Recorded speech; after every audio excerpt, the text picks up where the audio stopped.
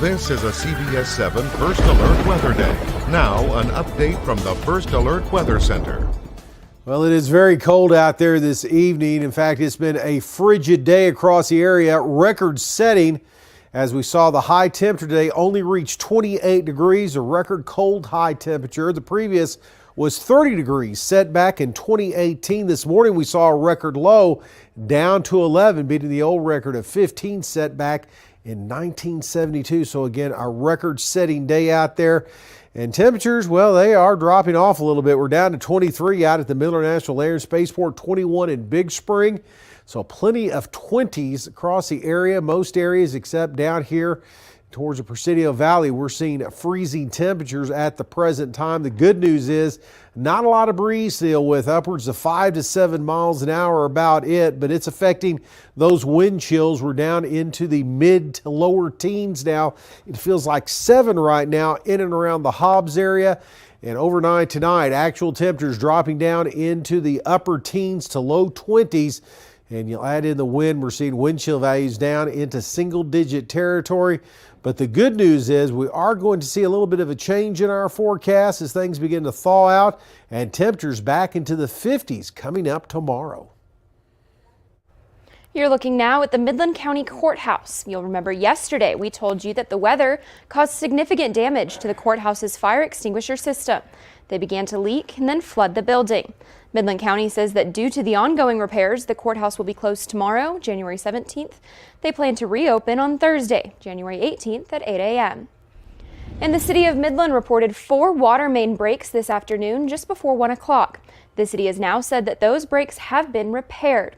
The first break was at the 1600 block of Staniland Avenue, the second in the 2600 block of Louisiana, and another break on A Street. The last was on Detesta Drive. Again, water has been restored at all 4 locations and the breaks have been repaired.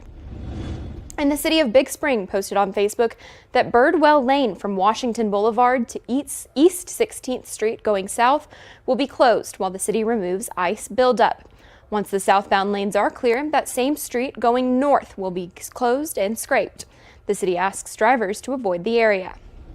And despite the cold weather, volunteers braved the elements to deliver 500 meals to homebound seniors. Senior Life Midland says it was especially critical because of the 3-day weekend and the cold weather. They not only delivered meals, but also checked on those seniors to make sure they were okay. Recently, a welfare check found a client who had been in need of care for several days. Senior Life says volunteers make it all possible. And according to the Texas Oil and Gas Association, the natural gas production, transportation, and storage sectors in Texas are functioning smoothly. Some localized issues occurred overnight, but they are currently being resolved with little impact on the overall gas system.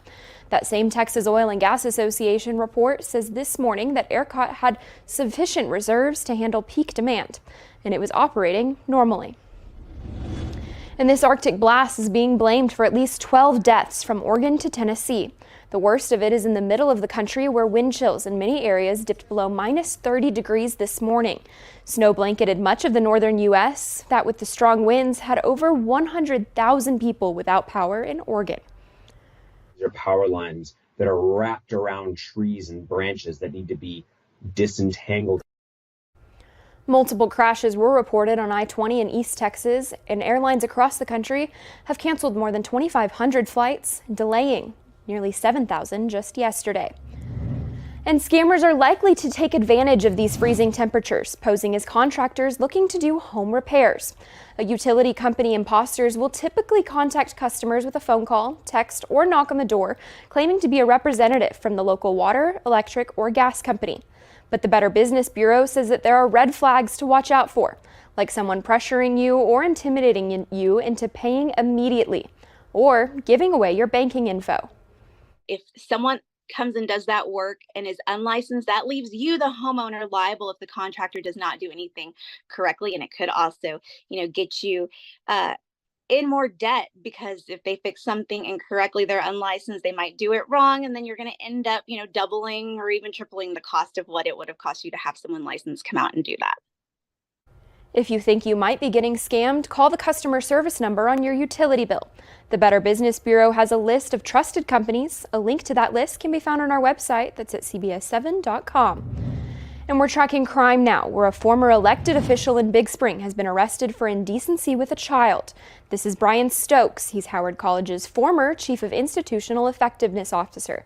According to our media partners at CBS Media, Stokes resigned from that position on January 12th after he was arrested on January 4th. KBS reports that Stokes also resigned from his position as Big Spring ISD trustee for District 6 on December 1st of 2023. The Big Spring ISD board says the position would stay vacant until the election in May of this year. And turning now to an in-depth story. A few days ago, CBS7 received a tip that the current West Odessa volunteer fire chief, Austin Hardin, had past run-ins with the law. Hardin was arrested for impersonating a public servant when he was a teenager and possessing a prohibited weapon. He also had multiple charges for driving without a license. All of this happened in East Texas, but 17 years later, he considers Ector County home, wants to make a change for the community. CBS7's Noe Ortega has the story. In 2007, Hardin was arrested for carrying a switchblade while on the scene of a fire in Smith County. He spent little time in jail, but for most charges, he was given probation. I just was a young, stupid kid, really, driving with no driver's license, and, you get stopped and whatnot. And, I had to learn the lesson a hard way.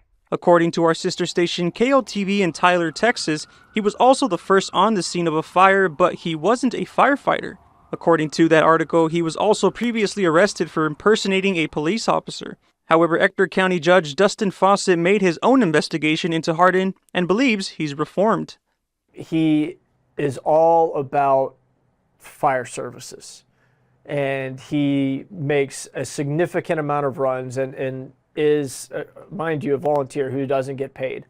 But he is very active. The Ector County resident that brought concerns to CBS7 asked about funding, because Ector County helps fund the department with the American Rescue Plan Act for new equipment. However, Judge Fawcett says that's not the case. So the money never actually passes through the hands of the West Odessa Volunteer Fire Departments or any of the other volunteer fire departments or any of the other subrecipients of the American Rescue Plan Act funds.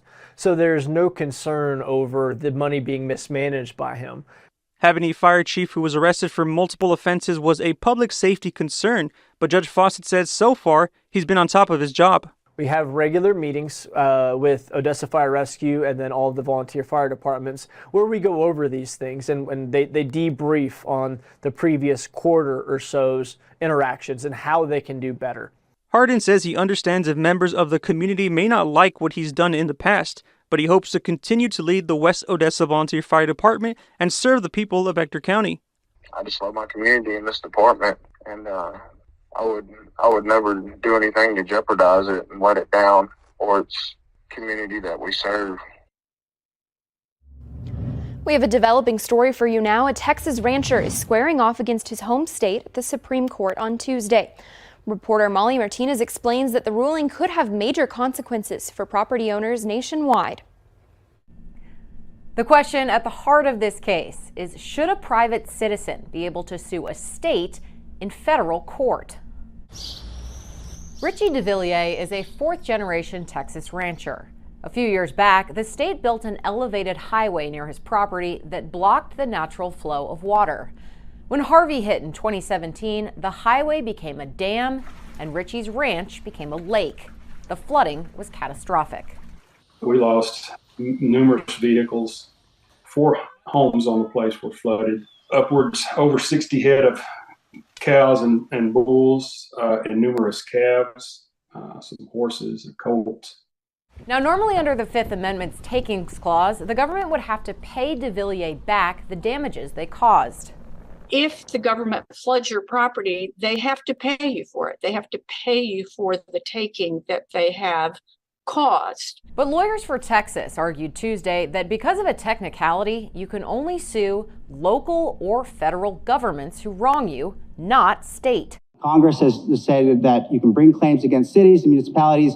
You cannot sue the states under Section 1983. If the justices side with that logic, it could mean private citizens wouldn't have much recourse if the state takes or damages their property. But Justice Elena Kagan reminded the court of this. If the state wants to use his property for a railroad, it doesn't really matter that a person doesn't want to sell. The state has the ability to take. The only thing that the state does not have the prerogative to do, and the thing that the landowner has a right to have, is payment. Justices are expected to make their final ruling by spring. In Washington, I'm Molly Martinez. You're looking now at today's top headlines, shown here in real time with real viewers on CBS7.com. You can see all these stories and more just by downloading our app or visiting our website. That's CBS7.com. And still ahead, the first votes of the 2024 presidential campaign are in the books. What results are showing and what steps are next? Coming up.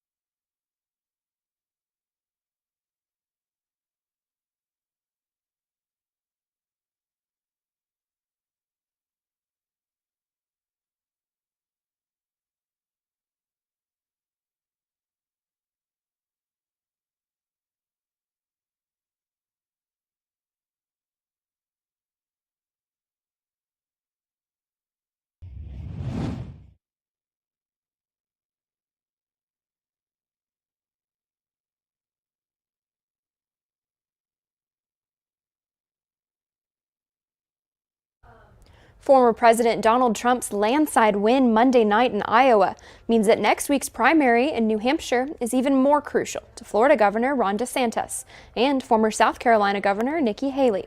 CBS News correspondent Skylar Henry reports from Washington. In New Hampshire, people waited for hours in the sleet and snow to hear former President Donald Trump speak the day after his big win in Iowa. And I know that New Hampshire will never let us down, just like in 2016. You remember that? We came in here and we won in a landslide. I think that he's going to be able to secure our border. We have a fentanyl issue that's extremely bad here. We've lost a lot of friends. Trump set his focus on next Tuesday's primary in the Granite State, along with Florida Governor Ron DeSantis, who came in a distant second in the Iowa caucuses. They threw everything but the kitchen sink at us. Followed by former South Carolina Governor Nikki Haley. We came out strong. Now we want to finish New Hampshire and come out even stronger.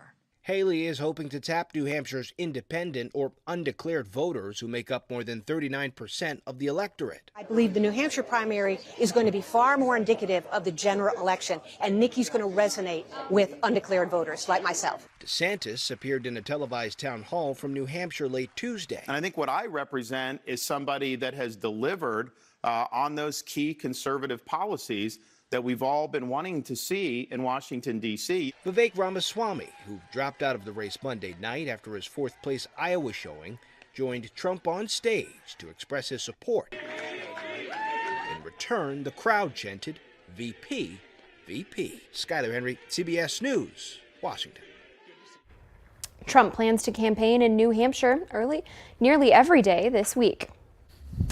We'll keep the windows closed tonight because it is going to be rather cold across the area. We are looking at temperatures sliding down into the upper teens once again. We'll talk more about that. Show you when there's a warm-up coming up next.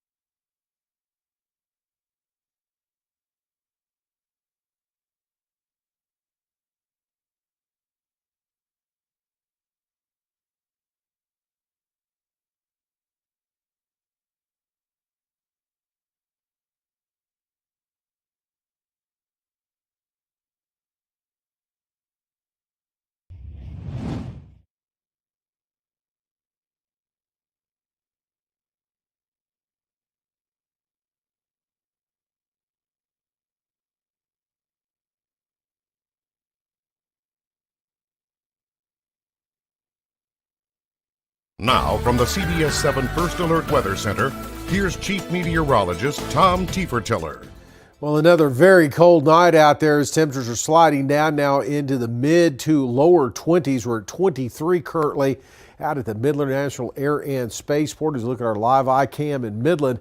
Clear night out there, but temperatures are dropping. We're down to 18 in Hobbs. There's not a lot of wind to deal with, but there's enough, though, to drop the temperatures. The wind chill values are rather cold in some locations. Like Hobbs, it feels like 7 right now. It feels like 15 in Midland. 20 is what it feels like in and around the Big Spring area. So we're seeing some cold conditions out there across the area. Now, high pressure, this little ridge is going to start to build into the area and make for a little bit of a change as we pick up more of a southerly wind, and that's going to warm things up. The Arctic air is going to move back to the north and northeast a little bit, but then it'll be back in later this week as we'll see a secondary surge of some cold air move into West Texas, but not to the levels that we've been dealing with these temperatures down almost into single digits out there and wind chill values into negative territory. We can say goodbye to that, at least for a couple of days. Now, across the state of Texas, there's been some clouds across deep South Texas, but most areas are dry. Any travel problems we had over the past couple of days, they are gone, and we are looking at pretty quiet conditions across the state as temperatures this afternoon got above freezing in many locations, all the way up to 50 in El Paso. But again, West Texas into North Central Texas, temperatures stayed at or below freezing for another day across the area. 36 in San Antonio, 34 in Houston, so finally starting to thaw out after frigid conditions yesterday. Now the rest of tonight, here's what we are looking at. Again, those wind chill values will be down into a single digit territory, it looks like, as actual temperatures drop down to near 20 to the upper teens. So we're going to keep it bitterly cold overnight tonight. And then for tomorrow, here's what we are looking at. Seeing those temperatures around 20 degrees to start the day, but those wind chill values again in single digits.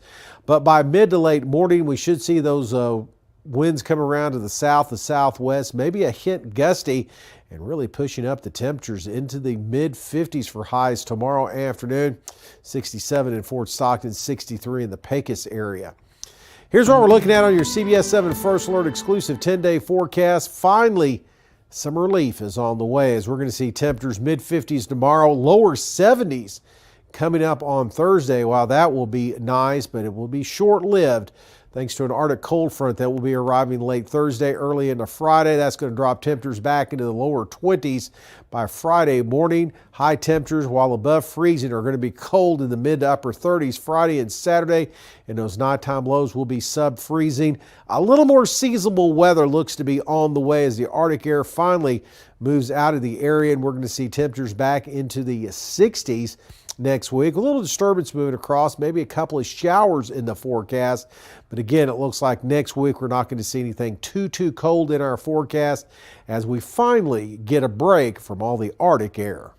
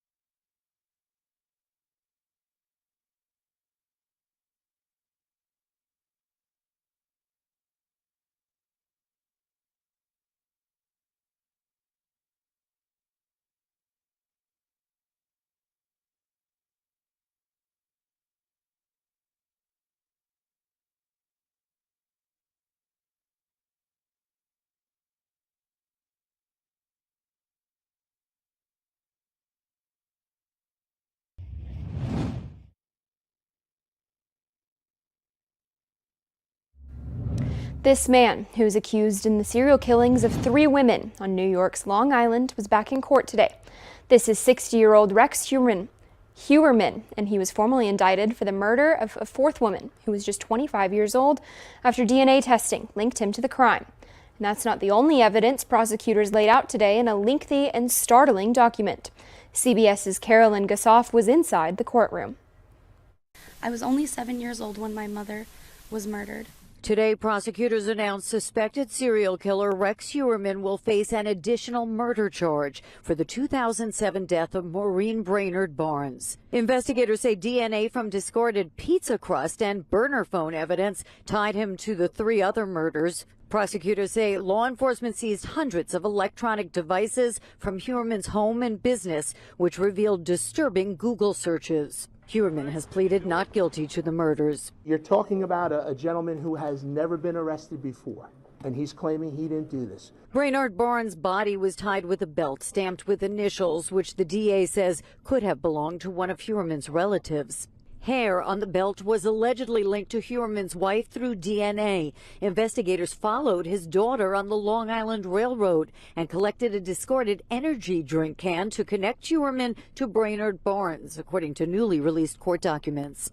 To see all of the types of searches that he did on the internet and the topics that are listed one by one by one.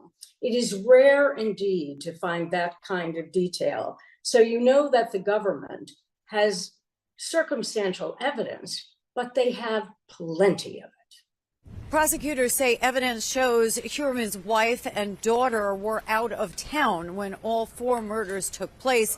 The DA says that the grand jury will continue to review evidence in the 6 still unsolved murders along Gilgo Beach. Carolyn Gassoff for CBS News, Riverhead, New York. Prosecutors say evidence shows that Heuermann's wife and daughter were out of town when all 4 murders took place. The DA says that the grand jury will continue to review evidence in the 6 still unsolved murders along Gilgo Beach. Carolyn Gassoff has more.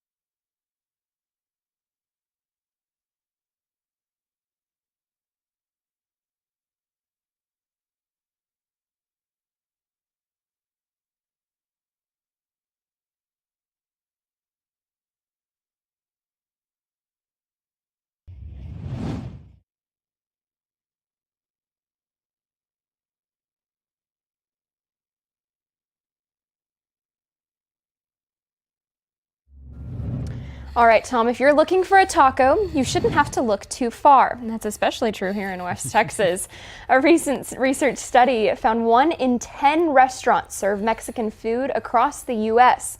85% of counties have at least one Mexican restaurant. That's obviously no surprise. We've got more than one here. California and Texas have the most Mexican restaurants. The research study says that this reflects the growing Mexican-American population, which now accounts for 11% of the total U.S. population.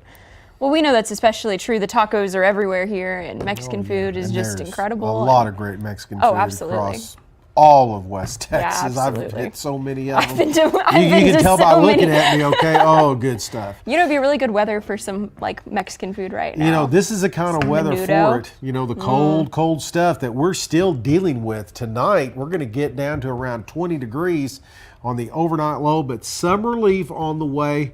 We'll call it relief at 54 degrees. That's a big improvement on what we've been dealing with. And it's going to be nice through Thursday, but then another part of this Arctic air starts to come down with another front, so another cool down.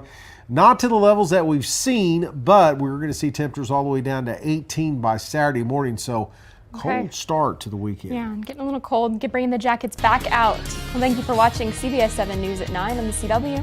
We've got more news coming up tonight on CBS 7 News at 10.